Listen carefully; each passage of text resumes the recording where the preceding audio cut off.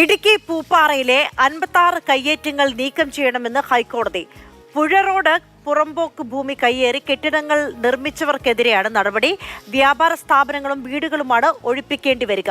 കോടതി നടപടിയിൽ action council appeal നൽകും. എന്താണ് കയ്യേറ്റം നടന്നിരിക്കുന്നത്, എവിടെയാണ് കയ്യേറ്റം നടന്നിരിക്കുന്നത്, എന്നാണ് ഈ കയ്യേറ്റം നടന്നിരിക്കുന്നത് എന്നുള്ളതിനെ സംബന്ധിച്ചൊന്നും യാതൊരു വ്യക്തതയും വരുത്താതെ ആരോ ഒരാൾ ഒരു പരാതിപ്പെട്ടു എന്നതിൻ്റെ അടിസ്ഥാനത്തിൽ ആണ് ഈ 56 കടകളും വ്യാപാര സ്ഥാപനങ്ങളും മുഴുവൻ ഒന്നായി ആരാധനാലയങ്ങൾ അപ്പാടെ ഇവിടുന്ന് നീക്കം ചെയ്യണമെന്നുള്ള ഈ ഹൈക്കോടതി ഉത്തരവ് വന്നിരിക്കുന്നത്. അതിനെ ഒരു കാരണവശാലും ഞങ്ങൾ അംഗീകരിക്കുന്ന പ്രശ്നമേ ഇല്ല. ഞങ്ങളല്ല കയ്യേറിയേക്കുന്ന പുഴ 2018 പ്രളയം വന്നപ്പോൾ പുഴ വീതി കൂടി, റോഡിൻ്റെ വികസനവുമായിട്ട് ബന്ധപ്പെട്ട് റോഡ് വീതി ഇത് പരിശോധിക്കാതെ, പുനരധിവാസ സംവിധാനം പരിശോധിക്കാതെ ബഹുമാനപ്പെട്ട ഹൈക്കോടതി ഇങ്ങനെ ഒരു ഉത്തരവ് നടപ്പാക്കിയതിൽ ഞങ്ങൾക്ക് വളരെ ദുഃഖകരമായിട്ടുണ്ട്.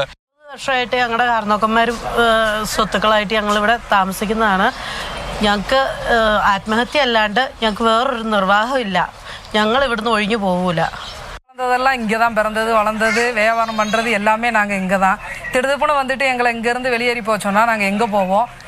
இங்கேருந்து தமிழ்நாடு போனாலும் அங்கேயும் பிழைக்க முடியாது, இங்கேயும் பிழைக்க முடியாது. அப்போ நாங்கள் என்ன தான் செய்கிறது? அப்போ எங்களை கொண்டுட்டு கூட இந்த இடத்துல இருந்து எங்களை அனுப்பி விடுங்க. ജെയിനസ് രാജു വിവരങ്ങളുമായി ചേർന്നു. Jain, good morning. ഈ 56 കയ്യേറ്റങ്ങളിൽ ഭൂരിഭാഗവും വീടുകളാണോ? ഈ ആളുകളുടെയൊക്കെ പ്രതിഷേധം എന്തുകൊണ്ടാണ്?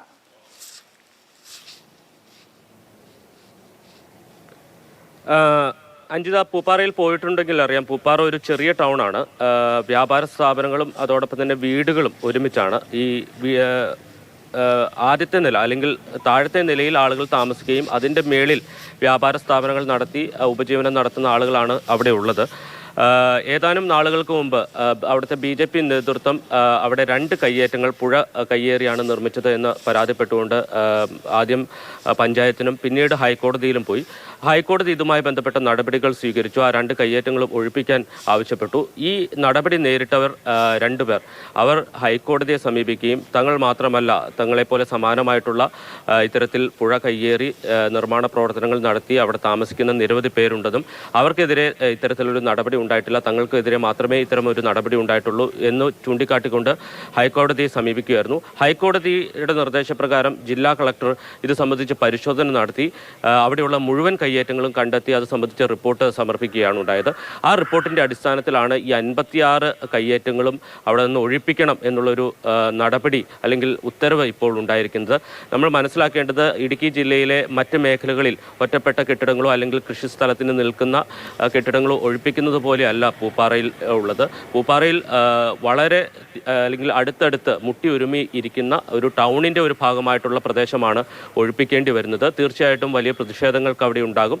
ഉപജീവന മാർഗമായിട്ട് കടകൾ നടത്തുന്ന വ്യാപാര സ്ഥാപനങ്ങൾ നടത്തുന്നവരുണ്ട്. കൂടാതെ അവരുടെ ഇതുവരെയുള്ള അധ്വാനം അല്ലെങ്കിൽ സമ്പാദ്യം മൊത്തം മുടക്കിയാണ് പലരും പുതുതായി അവിടെ കെട്ടിടങ്ങൾ പണിതത്. ആ ഘട്ടത്തിൽ പലപ്പോഴും പഞ്ചായത്ത് നോട്ടീസ് നൽകിയിട്ടുണ്ട് എന്നുള്ളതാണ് മനസ്സിലാക്കുന്നത്. പഞ്ചായത്ത് സെക്രട്ടറി ഇത്തരത്തിൽ സ്റ്റോപ്പ് മെമ്മോ നൽകിയിട്ടുണ്ട്. പക്ഷേ അത് അവഗണിച്ചോ അവിടെ നിർമ്മാണ പ്രവർത്തനം നടത്തി. പക്ഷേ അവരുടെ സമ്പാദ്യത്തിൻ്റെ ഏതാണ്ട് മുഴുവനും തന്നെ അതിനായി ചെലവാക്കിയിട്ടുണ്ട്. അതുകൊണ്ട് തന്നെ അവിടെ നിന്ന് അവരെ പെട്ടെന്ന് നീക്കം ചെയ്യുമ്പോൾ തീർച്ചയായിട്ടും അവർ പറയുന്നത് പോലെ, അവർ ആശങ്കപ്പെടുന്നത് പോലെ മറ്റൊരു മാർഗവും ഇല്ലാത്ത ഒരു അവസ്ഥ ഉണ്ട് എന്നത് യാഥാർത്ഥ്യമാണ്. എന്തായാലും ഇക്കാര്യത്തിൽ അപ്പീൽ നൽകും എന്നുള്ളതാണ് ഇപ്പോൾ അവിടെ ഒരു ആക്ഷൻ കൗൺസിൽ രൂപീകരിച്ചിട്ടുണ്ട് അവരുടെ നിലപാട്. എന്തായാലും ഈ കാര്യത്തിൽ കോടതിക്ക് മാത്രമേ എന്തെങ്കിലും രീതിയിൽ ഇടപെടാൻ കഴിയൂ.